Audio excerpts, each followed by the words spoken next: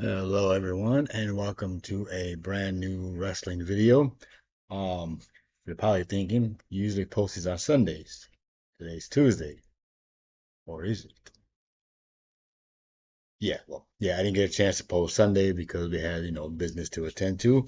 So I am going to go ahead and post it today, a couple of days late, and be fine.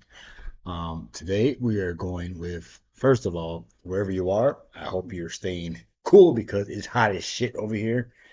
Yeah, I was locked in my office pretty much the whole day at work today because I got my AC full blast. The windows were sweating and everything. And yeah, I did not want to leave out of there. I found every excuse I could to go into my office. I didn't have to come out. And like the last half hour before I came home, I pretty much just chilled in there and watched cat videos on TikTok till it was time to go home. But that's neither here nor there. We're here to talk about our next WrestleMania in our rebooking series. Up next is WrestleMania 36 from the glorious year of 2020. Of course, most people know this WrestleMania by many, many names.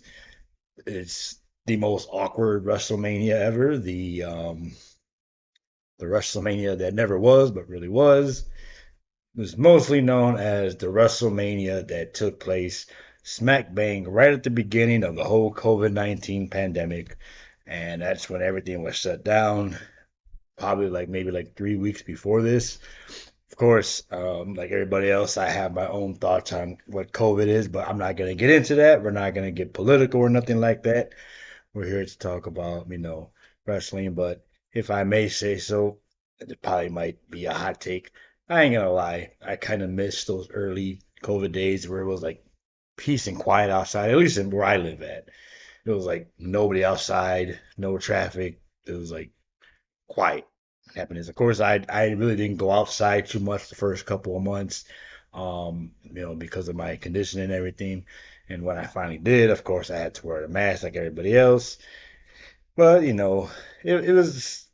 was for some people it was just a very bad time, of course, obviously but like I said, we're not really gonna get too much into that. Let's go ahead and go straight to WrestleMania 36. Because again, it's kind of hard to brush it over because the whole COVID thing pretty much affected it. So pretty much from top to bottom in a way.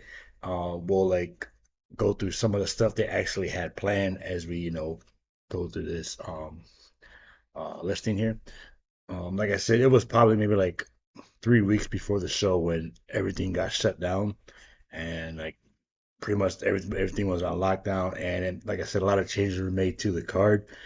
This was also the very first two night WrestleMania because, as you know, they had to move it to the empty performance center with zero fans. There was like nobody in attendance, so it was like eerily quiet.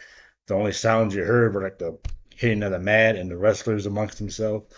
Um, and I can understand why they went for 2 nights because did you really want to watch an 8 hour long WrestleMania in a empty ass warehouse with just the sounds of the echoing of the ring being, you know, hit and everything? I highly doubt that. So I can see why they split it into 2 nights. And plus, it was something that a lot of fans had been asking for anyway to have WrestleMania split into 2 nights, especially with the one from the year before when it was held in New York and it didn't end till like 1 in the morning and a lot of people were stranded at the arena. They had no way to get back to their hotels or whatever. So in a way, it's kind of a good thing. Um, I did mention previous video before, like what I think the pros and cons of a 2 night WrestleMania is. Um, but I think I'm gonna hold that off until we finish this series and we get to this year's WrestleMania, which is probably like what 6 episodes away or something. Um, so right now we're gonna stick with WrestleMania 36. Um, this was also the last WrestleMania to have matches on the pre-show. So on night one, we're kicking things off on the pre-show. It was Drew Gulak versus Cesaro, and I honestly don't even remember who the hell won that match. I really, really don't. In all honesty, I don't remember much of what really went on with most of these matches, save for a couple of them during this time. And like I said, I was here at home, I had to watch it here. Didn't really have nobody come over and watch it like I usually did. So, but kicking off night one, we had we had the women's tag team championships. It was the Kabuki Warriors defending against Nikki Cross and Alexa Bliss. The match was won by Nikki and Alexa. One of the original, from what I heard, one of the original things planned was to have the band Bowling for Soup play Alexa Bliss to the ring because it was at this time they actually released a song about Alexa Bliss called Alexa Bliss. And it just recently just came out like not too long before this. And from what I had read like over the months after this and everything, that was actually one of the things they were gonna do at the show, and that was gonna have the band perform the song live for her entrance. That obviously did not happen. So I said it was just really weird to like just watch these matches with like literally nobody in the crowd and everything. So yeah. Up next was Elias versus Baron Corbin, and I honestly have no idea why the hell this match was on WrestleMania, let alone any pay per view.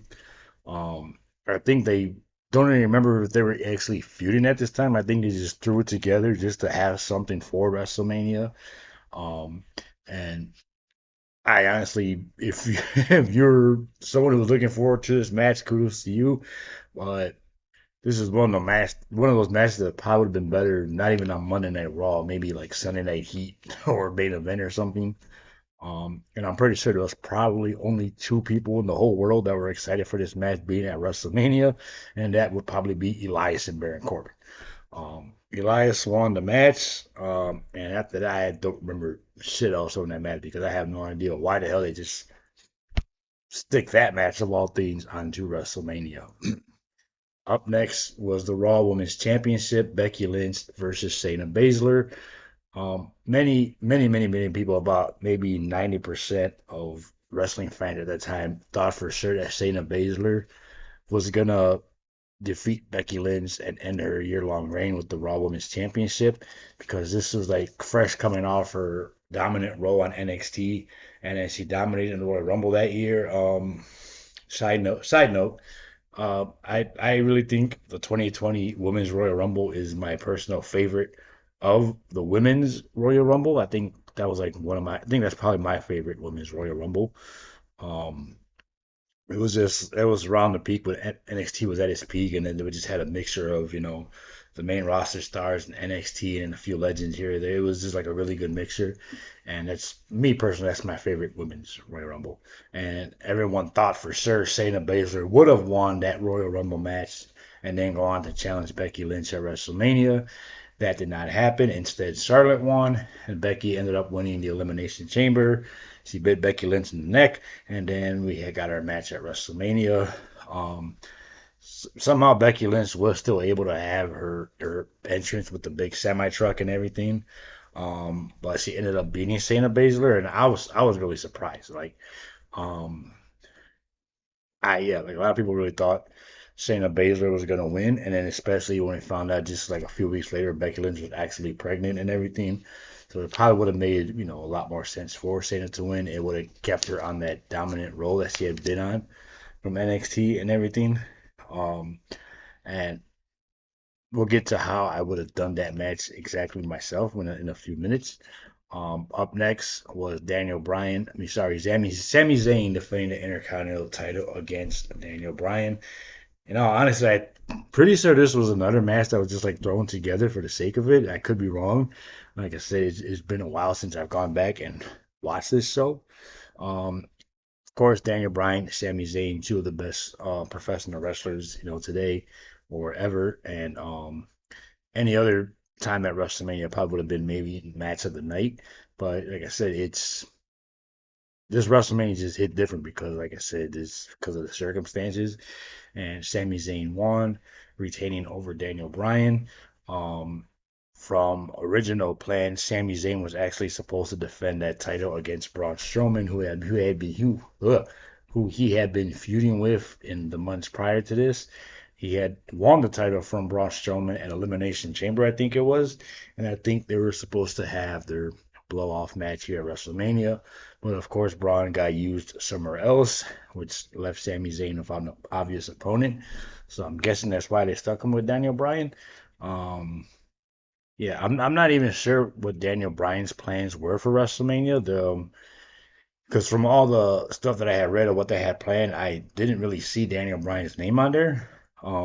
They did, unless they were going to throw him in the Andre the Giant Battle Royal, because for whatever reason, one of the plans for that, before that got scrapped, was it was going to be won by, of all people, Hulk Hogan. I have had no idea how the hell that came about, but yeah. Up next was a very unique triple threat ladder match for the SmackDown Tag Team titles. It was John Morrison versus Jimmy Uso versus Kofi Kingston. It was originally, of course, supposed to be a traditional three-way tag team ladder match, but I think the Miz got sick from like the COVID and everything, so he had to drop out. So they changed it into just a regular triple threat match for the tag team titles. Very unique, of course. And it was won by John Morrison. And in all honesty, I think that would have been perfect for a 20th anniversary of the original very first TLC match. It would have been, perfect to have another three-way like they did 20 years ago. But of course, things changed. Up next was a no disqualification match between Kevin Owens and Seth Rollins. These two had actually been feuding for quite some time. If I'm not mistaken, they actually started a feud with each other at the previous Survivor Series in November. I was actually at Raw the night after Survivor Series when Seth Rollins turned heel and he teamed up with AOP. And he had been feuding with Kevin Owens pretty much from then until WrestleMania. So this is pretty much their blow off match after all that time, which involved Kevin Owens, of course, jumping off the WrestleMania sign, putting Seth Rollins to the table. Of course, his original plan was that he wanted to jump off the pirate ship that they have in the arena. So yeah, that obviously did not happen, of course. Up next was the Universal Championship. It was Goldberg defending against Braun Strowman.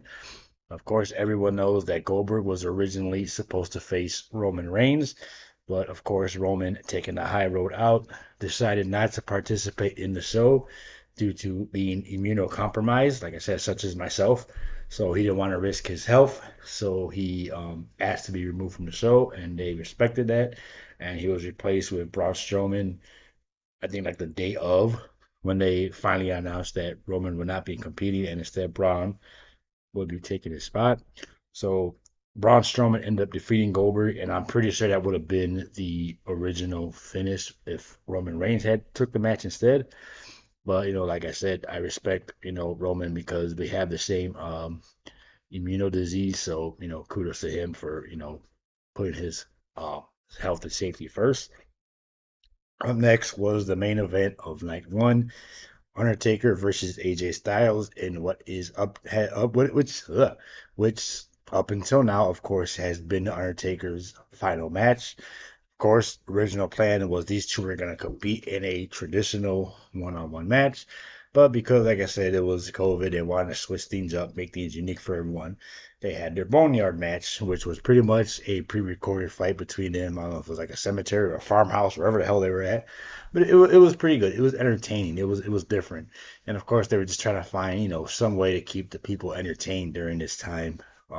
So kudos to that. It's probably their best cinematic match they did that whole year. And yes, they did a lot. A lot of them were very bad. This one was not one of them. It was actually really good. Probably the best one that they did. Um, Undertaker, of course, won his very last match.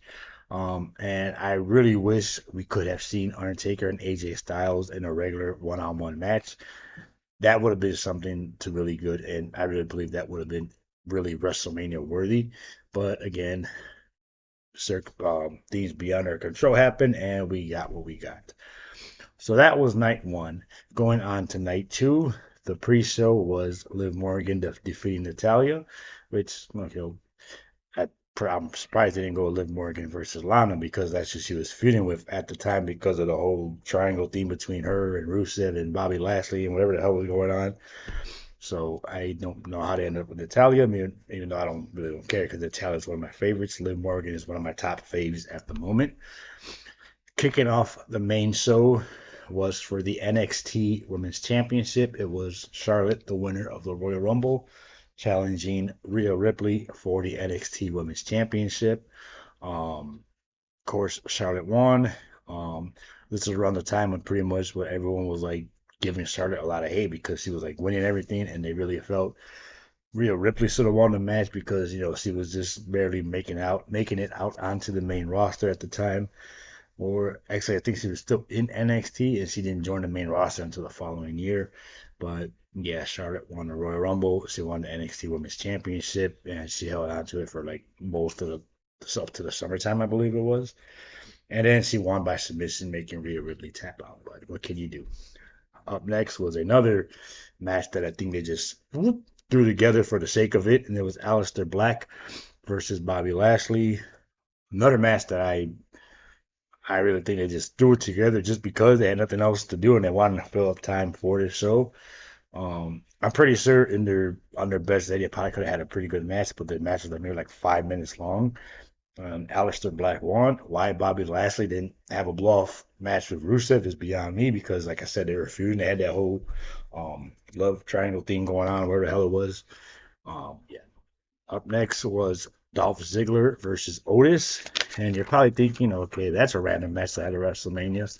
In reality, it really wasn't because that was actually, to me, probably one of the better storylines going on at the time. In case you were familiar with it, Otis was like had this crush thing on Mandy Rose, like he like you liked her, and then Dolph Ziggler was trying to steal her from him, and then she was like torn in between them or whatever. Or actually, no, it was actually Sonya was trying to set up Dolph Ziggler with Mandy because she didn't want her with Otis. It's been a while, but it's a little fuzzy. I'm really surprised they didn't have Mandy Rose as the guest referee for this match.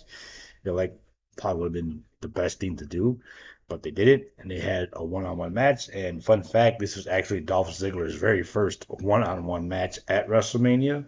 He had always been involved like in multi-man matches or battle royals. This was his first one-on-one match at WrestleMania. He lost to Otis.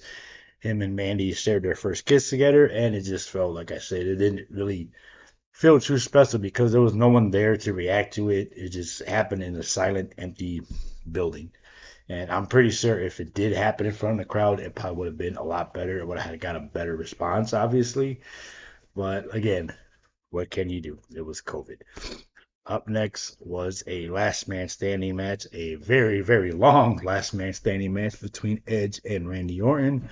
Of course, as you know, Edge made his return after being forced to retire for almost 10 years almost. And of course, no one ever thought we would see Edge come back, but then he surprised everyone when he returned at the Royal Rumble. I honestly thought they were going to have a quick rated RKO reunion between the two, maybe get a little short reign with the tag team titles for nostalgia, but they did not. They ended up feuding with each other. And they had a very, very long last man standing match. Edge won. And then we didn't see Randy Orton again until I think it was a couple months later when they had the greatest wrestling match ever at Backlash. I have no idea why the hell they promoted it as that because we all know it really wasn't. Yeah. Up next was the Raw Tag Team Championships. This was a match that pretty much got changed around 3 times from what it originally was.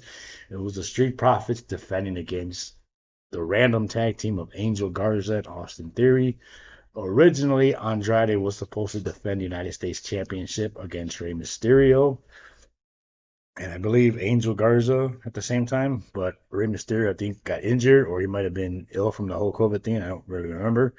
That left Andrade to team with Angel Garza against the Street Profits. But then Andrade, again, another one, finally, so I remember if it was because of injury or because of the whole COVID thing. He was replacing the match by Austin Theory, who was pretty much making his main roster debut, and just your standard tag team match, the Street Profits won. We ended up getting the Street Profits against Andrade and Angel Garza at SummerSlam that year. And I feel like that was another feud that just kept on going and going and going and going and going. Up next was a 5-way elimination match for the SmackDown Women's Championship. It was Bayley defending against Sasha Banks, Tamina, Lacey Evans, and Naomi. I think they originally were going to go with Bayley versus Sasha Banks because that was the most obvious thing they were building to. But I think Sasha was injured, so they didn't go with the one-on-one match like they were going to. Of course, Bailey won, just your standard, elimination match. Up next was the Firefly Funhouse between John Cena and Bray Wyatt. This was the second cinematic match of the night. It was just one of those, like Titus O'Neil said at the end, what the hell did I just watch? Because, yeah, I remember watching it live on the pay per view, and I'm like, again, what the hell did just happen? Or whatever. But Bray Wyatt won the match, I guess. Yeah, that was something. And then, of course, our main event was the WWE title, Drew McIntyre versus Brock Lesnar, the champion. Drew McIntyre won in like 5 minutes, and I really, really feel bad for Drew McIntyre. I'm a Drew McIntyre fan, and I really, really wish he could have had that moment in front of a live crowd, his first WWE title, slaying Brock Lesnar, the Beast. It would have been amazing. The response to him winning the Royal Rumble was fantastic. So I can only imagine what it would have been had he beat Brock Lesnar in front of a crowd for that title. But again, like I said, things were out of our control back then, and we had to deal with what we were dealt with. And then Brock Lesnar disappeared for like 2 years until the whole COVID was pretty much over. Drew McIntyre would go on to carry the company through the pandemic. And then after the match, they had a dark match main event, which they showed the next night on Raw. Drew McIntyre defending the WWE title against the Big Show, of all people. Um, yeah, and then when I first saw that match on Raw the next night, I legit thought, I hope the Big Show does not beat Drew McIntyre for the WWE title because, like, it's the Raw after WrestleMania. You expect big things to happen. And when they said that he was going to defend against the Big Show, I'm like, Jesus Christ, the Big Show in 2020 does not need to be WWE champion. Luckily, he didn't, and Drew McIntyre won, retained the title, and will go on to carry the WWE through the pandemic days, at least until the following year's WrestleMania. So there you go. That's what the WWE gave us for WrestleMania, the COVID one, if you want to call it that. Now let's go with how I would have booked WrestleMania 36. Now, like I said before, I usually book these like months in advance. And this one I actually fantasy booked it in beginning early of January. So a couple of notes. Like I said, I usually don't change my card like if someone debuts or someone returns or something. I usually go off what is given at the time, what the most logical storylines are there going at the time and what I think could happen. It's a mixture of what I think could happen and a mixture of what I would like to happen. Um, so, like I said, a couple of notes. This was booked in early January before the COVID thing started. So, in this timeline, obviously, there is no COVID-19, there's no pandemic. WrestleMania goes about its normal thing. It is also still a one night show because obviously I didn't know they were going to split it off into 2 nights. Also, Edge will not be appearing on this card because, like I said, can't predict the future. I didn't know Edge was going to come back at the Royal Rumble. Could I have changed it to include him? I could have, but I was fine with what I had. So, like I said, I usually don't change what I already made. So we're gonna stick with what I had. Like I said, this is obviously done before the whole pandemic started. So yeah, like I said, I'll give you my thoughts and how we got there and everything. So kicking off with the pre-show, we would have had a women's battle royal, and I would give the win to Lacey Evans. She was never really one of my favorites, really, but she was like one of the biggest heels at the time, and so I would give her. No, actually, no. I think she was a face at this time. Yeah, she was a face at this time because she faced Bailey at the Royal Rumble. She was a heel the following year. Okay, so I would give her the win just because. Then we would have had the Andre the Giant Battle Royal, and I would have given the win to Shinsuke Nakamura because he's like one of the big names that I now feature that I haven't featured on this card. So we'll go with that. Then we're gonna go on to the main card. Of course, like I said, this is a one night show because we didn't know it was gonna be 2 nights, so we're sticking with the one night format. Kicking things off is a triple threat match for the women's tag team titles. It will be the team of Charlotte and Natalia defending against Nikki Cross and Alexa Bliss, and the Kabuki Warriors. Now, in this timeline, um, Charlotte and Natalia form a tag team because I honestly don't see why they had it at some point because it's like pretty obvious. It would be a pretty obvious tag team to have between them two. They're both second generation stars, obviously, the Flairs and the Hearts. I am legitimately surprised they did not form some time of tag team and feed off of that at some point in time. I mean, it's like right there staring you in the face. Two second generation female stars. They could have. They're both submission experts as well. They could have had like a nice, decent heel run as tag team champions. And like I said before, sometimes the most obvious choice is the best one to go to, and it was right there. So also in this timeline, obviously, there is no NXT Women's Championship match because, like I said, I didn't know Charlotte would win the Royal Rumble and then challenge for the NXT title. So there is no NXT title match anywhere on this card. So Rhea Ripley is safer now. Yes, I am a Rhea Ripley fan. I support Bobby. I ain't gonna lie. And I think I would have given the win to Nikki Cross and Alexa Bliss, similar to how they won in the real timeline that we got. Up next would be my personal favorite. If you know me already, if you've been watching these videos, you already know what I'm gonna say. What is it? Come on, you know what it is. A multi-man ladder match. This one would be for the United States Championship. Of course, like I had it before, pretty much throwing a couple a few mid card feuds all together into one. Um, it would be Andrade defending against Rey Mysterio, Bobby Lashley, Rusev, Ricochet, Aleister Black, Randy Orton, and AJ Styles. Now, I believe Randy Orton and AJ Styles had like a mini feud going on before AJ went after The Undertaker. So I honestly thought they were going to have a rematch at WrestleMania from the year before. I mean, maybe probably would have been better. They probably had a better lighting system. And then Lashley and Rusev, had their little love triangle thing going on. And then Ricochet and Aleister Black, they were like already a year on the main roster, and they were, nice, good upper mid card guys. So I would have threw them all together, and I feel like it probably would have been a pretty good, decent match. Um, I think I would give the win to Andrade, let him get that heel, sneak in and win the title back down. Not every match at WrestleMania. This might be a hot take. Not every match at WrestleMania needs to be won by a babyface. Not all your dreams can come true. Sorry. Up next is a match that you're probably gonna be like, why? It's Baron Corbin versus Daniel Bryan. Now you're probably thinking, now you just said a few minutes ago, why the hell was Elias versus Baron Corbin on WrestleMania? But you're booking Baron Corbin versus Daniel Bryan. Bear with me. Now, in all honesty, I'll be completely honest. Um, I had nowhere else to put Daniel Bryan on this when I did this. He was like one of the last stars I actually booked on this team. Um, I could have slid him into like a championship match, but I was like dead set on what I wanted to go with. Um, and in a way, it kind of feels like a. I think Daniel Bryan probably could have got a good match out of Baron Corbin.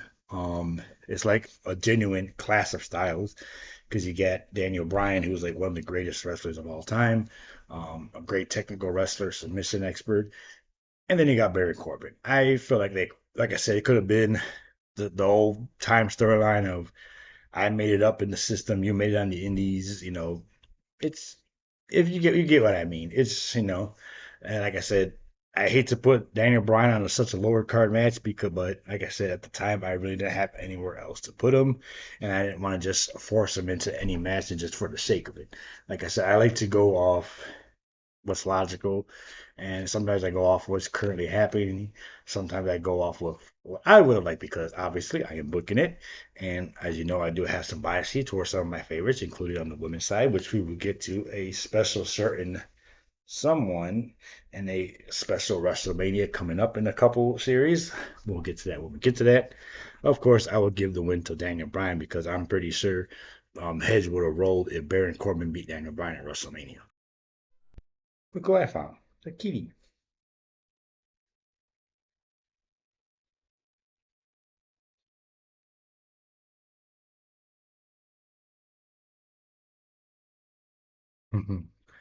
It's a baby cat. Yeah, I think heads would have rolled if Daniel Bryan lost to Baron Corbin at WrestleMania or at any given point.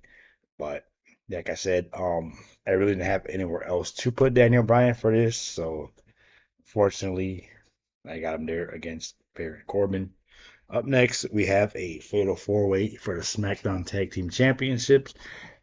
Basically, kind of what we got, but instead, it would have been The Miz and John Morrison defending against the Usos, the New Day, and I would have added Heavy Machinery, the team of Otis and Tucker. I feel like they were pretty over at the time, especially Otis, and they were like probably one of the top teams on SmackDown. So I think it would have been pretty logical to have the top four tag teams on SmackDown in a fatal four-way match at WrestleMania. Of course, they had the Elimination Chamber the month prior. They had like all the tag teams in there.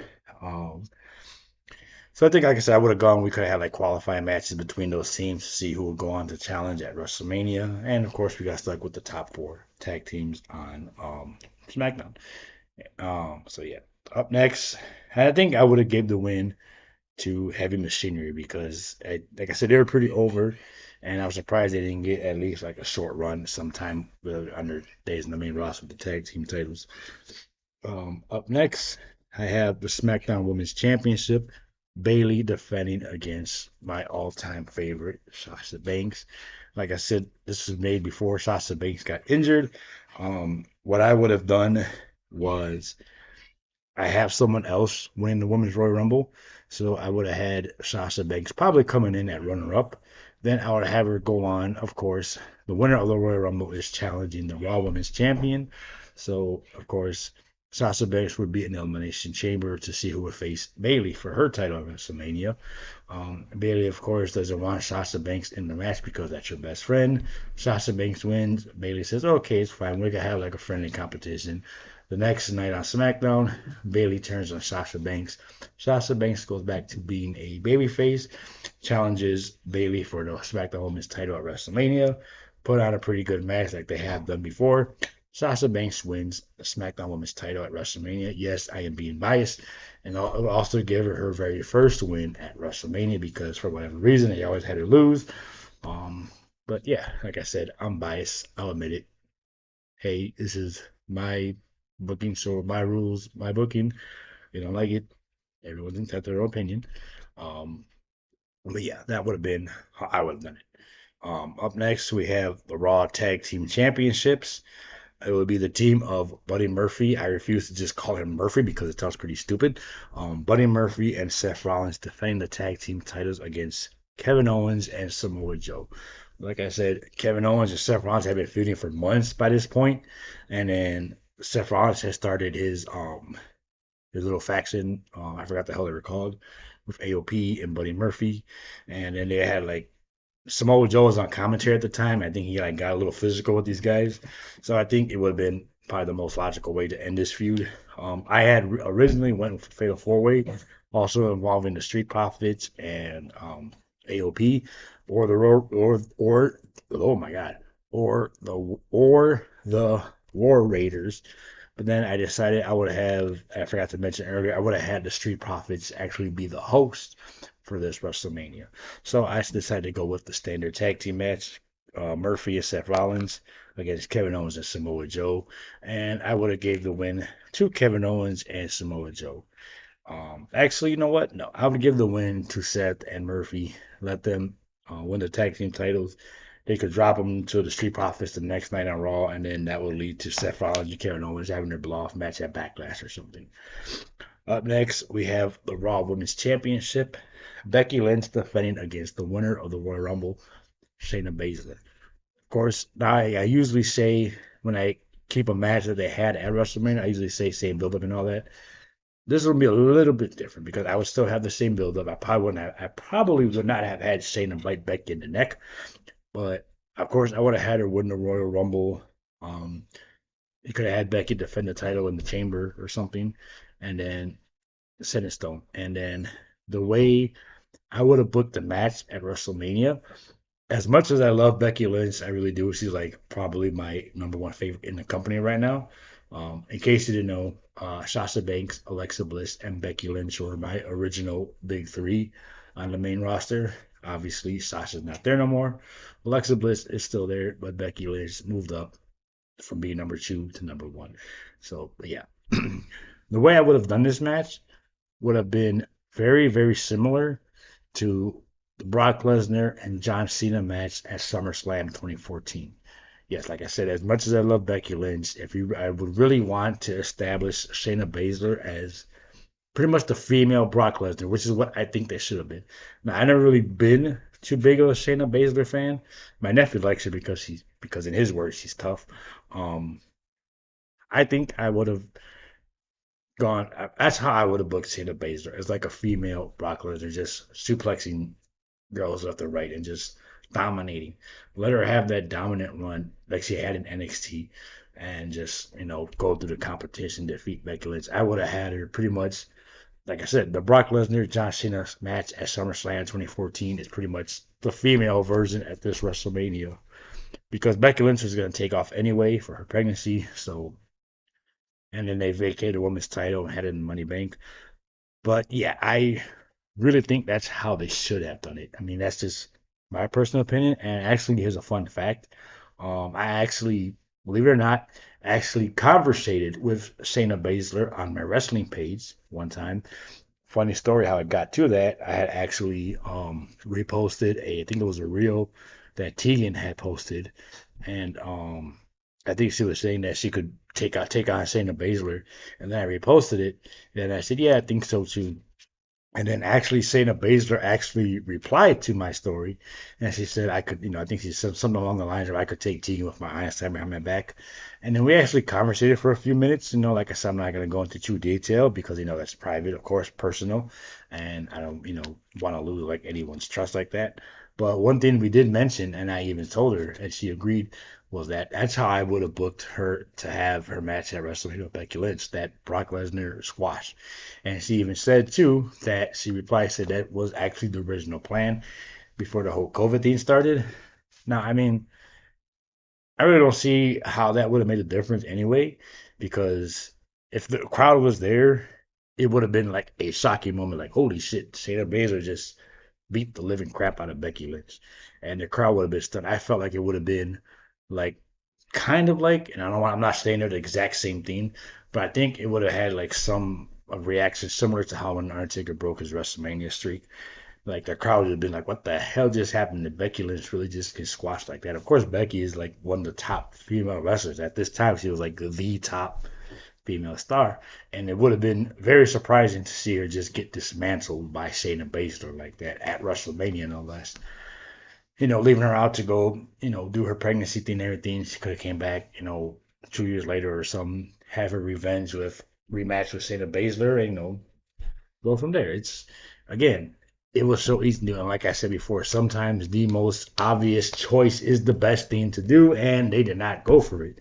Why? And then because of that, I feel, and a lot of people feel too. Like I said, I was never really a big Shayna fan, but I do agree with the majority of fans that I feel like they kind of ruined Shayna's aura that she had. Like I said, she was this dominant monster heel on NXT, holding the title for like I want to say like over a year, I think it was. Um, she was just so dominant, and then she came in the Royal Rumble, made a record instantly by eliminating 8 women, and then being the runner up, and she should have won that Royal Rumble. That's what I would have done. That would have been the best way to debut her on the roster, is have her win that Royal Rumble in dominating fashion like she did, and then go on and then just obliterate Becky Lynch at WrestleMania. But obviously they did not go that way. But that's how I would have done it. Like I said, it sucks because I love Becky Lynch, and I know I'm usually biased towards my favorites. But like I said, sometimes you got to go with the most logical thing to do, and honestly think that would have been it. Up next was the Universal Championship. Bray Wyatt versus Roman Reigns. This probably should have been what they were going to. In this timeline, Bray Wyatt does not lose the title to Goldberg. They still have their match at, I think it was Crown Jewel, whatever the hell it was, one of those damn Saudi pay-per-views. I would have had Bray Wyatt defeat Goldberg, and then Roman Reigns could have won the Elimination Chamber because I got somebody else win the Royal Rumble. Roman Reigns could have been the Chamber, go on to face Bray Wyatt at WrestleMania. And of course, it was I'm pretty sure that they actually went with this. I think they're taking a pretty good risk as far as Roman Reigns goes, because at this time, Bray Wyatt as the Fiend was like one of the most popular acts in WWE at the time. The Fiend was like amazing. I had the honor of seeing it live once. I think, like I said, the night after Survivor Series, when it was Raw versus SmackDown versus NXT. Actually, Bray Wyatt came out in the dark main event and beat Drew McIntyre in the steel cage. So at least I was able to see. I was actually able to see both versions of Bray Wyatt before he passed. Obviously, rest in peace. I saw him make his entrance, as the Eater of Worlds, Bray Wyatt, with the hat and the lantern. And then I got to see him make his entrance as the Fiend. Fortunately, I didn't, I never got to see him, one more time before he passed. But, that's, what can you do about that? Um, and like I said, the Fiend was like one of the most popular things in WWE at the time. And Roman Reigns had just came back from, his leukemia like the year before. And it was at this time, I guess, because people were, respecting of that. They actually finally started getting those cheers that they had been wanting to him to have for the last 4 or 5 years. He was finally starting to get those cheers. The crowd was finally starting to get behind him. And I really think it was risky to have them actually go against Bray Wyatt because I think that was the original plan. But then Goldberg came in. But I still would have kept it this way. And I'm going to give the win to Roman Reigns because at this point, it had been a while since he'd been WWE champion. And it could have gone two ways. You could have won and still got cheered by the crowd, or you could have won and the kick started his heel turn, which he actually did start later that year at SummerSlam. So, it could have gone both ways. Up next would have been the cool down match because I'm pretty sure the crowd would have been either upset or fanatic over the previous match. So they would need that little cool down match, and it's going to be, surprisingly, for the Intercontinental Championship, Braun Strowman defending against Sheamus. Um, in this timeline, Braun Strowman wins the title back from Sami Zayn, or he doesn't lose it, and he goes against Sheamus, who has never held the Intercontinental title. And I don't think they've ever actually had a feud between Braun Strowman and Sheamus. They obviously can't have it now because Braun Strowman is no longer in WWE, and Sheamus is like pretty sure he's still there. He's been like on the injured list for the last couple of years. So unfortunately, we won't get to see that. But as you know, the saying goes, however people say these days, big men, snappy meat. I think it would have been a nice little 5 minute cooler. They don't have to have like a 20-minute banger, but maybe they could have. It's Sheamus, but I think it would have been a nice little break between that and the main event. And I think I would have gave the win to Braun Strowman because Sheamus was a heel at the time, if I'm not mistaken. So I would have gave the win to Braun Strowman, let him retain his title, let Sheamus keep on chasing the Intercontinental title. And I really do hope, like I said, I'm not a big Sheamus fan. That's my stepmom's favorite wrestler. Like I said, I got nothing against Sheamus. I really do hope he does get to complete that Grand Slam status and win the Intercontinental title.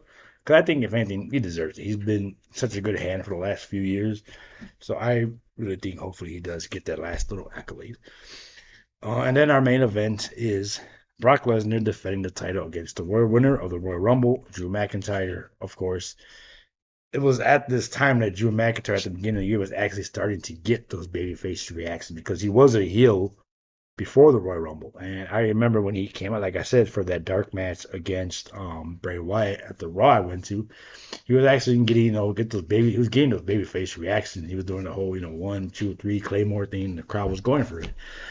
And I think he was the most obvious choice to win the Royal Rumble that year, and I'm glad he did. And I think I would have still kept that. Would I have kept the whole Brock Lesnar Royal Rumble thing? Why not? Because, like I said, I think the 2020 Royal Rumble in general is probably my favorite Royal Rumble pay per view. Like I said, the women's Royal Rumble 2020 was my favorite women's Royal Rumble. The 2021 it was very cool. It was very unique. So some people might be like, well, Brock Lesnar destroyed half the roster, and they might see it as him burying them or something. But at the same time, he did, yes, eliminate half the field. But then you got the guy that you want to be the next top baby face come out and just knock that monster out of the Royal Rumble. And that pop that he got was massive. And then when he won, it was even bigger. So of course I'm gonna go, like I said, sometimes the most obvious choice is the right one. And in this case, we're gonna go with it. So in this timeline, the whole Drew McIntyre timeline stays the same. Wins the Royal Rumble, challenges Brock Lesnar. Same match, same result. Drew McIntyre is the WWE champion. And no, he does not defend the title against the Big Show after because no, just no. Um, so yeah. So there you go. That's how I would have booked the COVID WrestleMania 36. Um, what did you think? Did you like what we got? Did you like what I gave you? What would you have done different? Would you have changed anything? Would you have left it the same? As always, I like to hear your comments and your feedback. All feedback is welcome, positive or negative. I welcome it. I'm always open to having discussions. And thanks to all the people who have given me positive feedback. I haven't gotten no, not to sound cocky, I haven't gotten no negative feedback yet, which I guess is a good thing. Um, but like I said, if you got something negative to say, go ahead. I'm not gonna get mad. Like I said, I'm open to it. I know how to take criticism. But like I said, thank you to all those who have been giving me feedback. Tell me how they like my bookings more than what we got on a few of them. And like I said, I really appreciate it. I really appreciate everyone who has subscribed and liked this channel. Like I said, I don't have the most fanciest setup. I'm just here chilling in my dining room. Um, like I said, I don't know how to do all that fancy editing stuff, so you get what you get. Even though surprisingly, I did take graphic design in high school. I obviously did not follow up on that.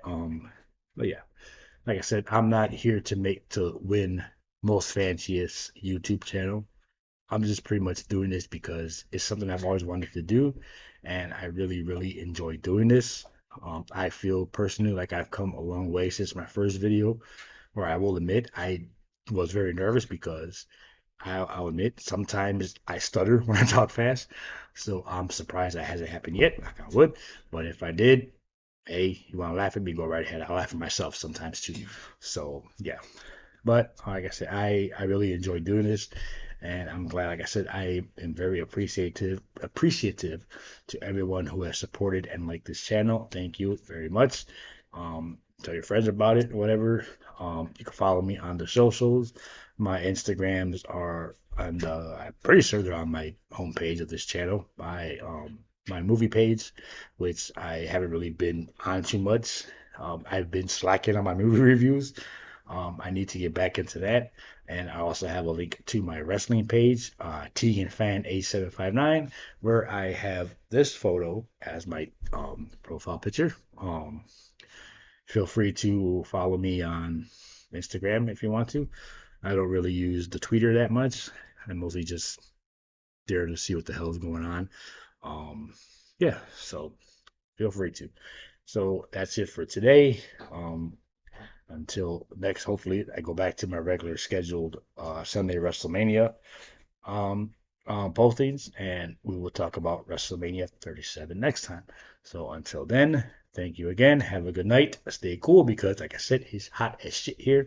Um, yeah. So yeah, until next time, remember, if you haven't asked me about it, chances are I'm going to talk about it anyway.